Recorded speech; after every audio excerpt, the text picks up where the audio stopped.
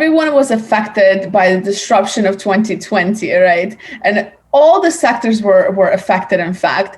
So how is it that we can actually remain relevant and stay up to date in an uncertain world that is just continuously changing? And I just want to just discuss a couple of things, set the scene for us that, yes, every single industry was impacted. Automation, the global recession has really forced a lot of people to lose their jobs, and it's going to continue to do so, right? As the kind of the AI and machine learning and all these different tools and skills that are now leading the way of work are going to accelerate. And just to put things in perspective, that by 2025, according to World Economic Forum, 85 million jobs globally are going to be essentially go out of relevancy, but 97 million jobs will be created as a result as well of all these different things that are happening in the world of technology and just the world of work and business. So, and companies are saying that 1 in 2 employees are going to need some kind of upskilling or reskilling in the next 5 years.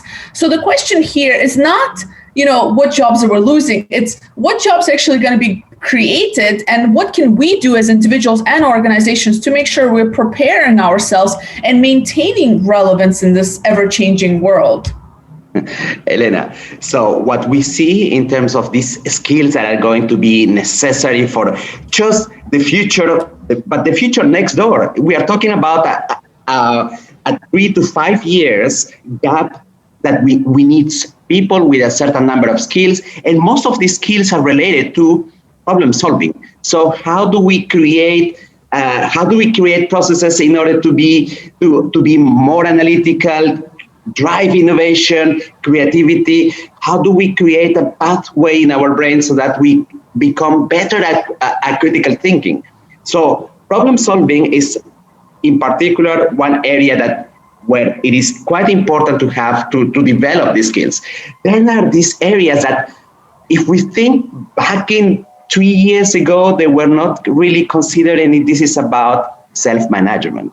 What do I mean by self-management? I'm talking about active learning and learning strategies. So how do you make your brain learn continuously? So this is so important because of what you said in the title. There is uncertainty in the world. We don't know what is going to happen.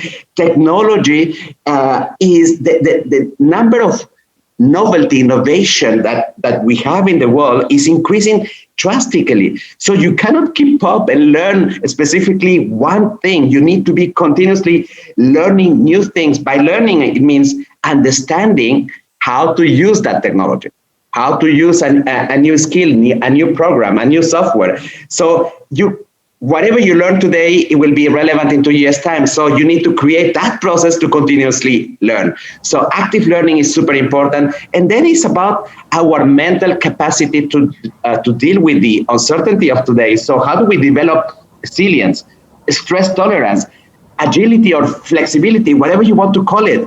That is super necessary. And that are skills that are today in any interview are assessed in order to be prepared for the future. As simple as that. So self-management skills are super important, and they are quite new in terms of these top skills that are required in the workplace. Then we have this type of skills in order to drive teams, influence people. But it doesn't mean always that are related exclusively to leadership. It is about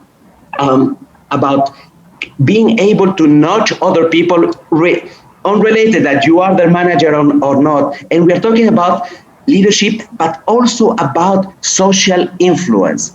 How do you spread your network? Because as organizations become more complex, matrix organizations are developing, tribal organizations are developing, the option to be able to communicate across different levels and have your social influence valid inside of the workplace is super, super important.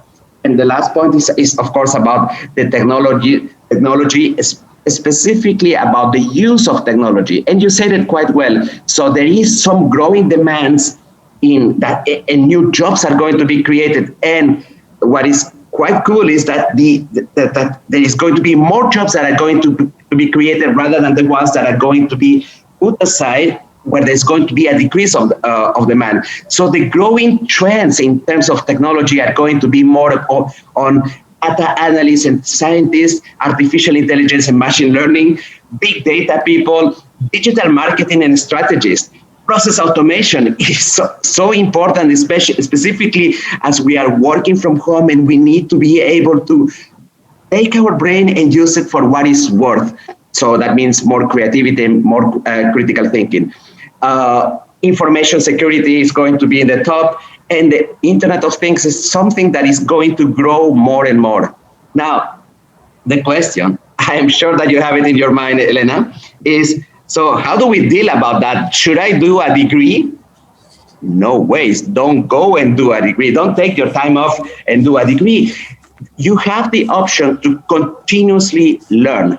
It is a choice. So what do you do about that? And this is something that we use very often with our customers in order to provide them like a process that they can have mentally and do every day their 5 or 10 minutes of growth in terms of knowledge. Let's imagine that every single day you decide, you put yourself a challenge and saying, I'm going to learn something new, and regardless of the technology. And it's not about you knowing how to code. It is about understanding specifically these soft skills, how to practice, because everything is about practice, how to practice. And if it is about new knowledge on technology, how to acquire this knowledge and understand the use. Don't understand how to do it yourself. Understand what is the purpose and be up to date on what is happening. So by building every single day in a consistent manner this habit of doing a new thing, you are formatting your brain into continuous learning. So in fact, you are creating something that will become automatic. Every morning when I wake up, first thing before opening the laptop, 5 minutes of YouTube, 5 minutes of doing a Wikipedia, checking an article, or whatsoever that will groom yourself to be ready for that future that you don't want to miss because you could miss it. I love it. And it's all about those micro steps. And at the end of the day, it doesn't have to be a huge effort. It's just about incremental progress on a daily basis. Love it.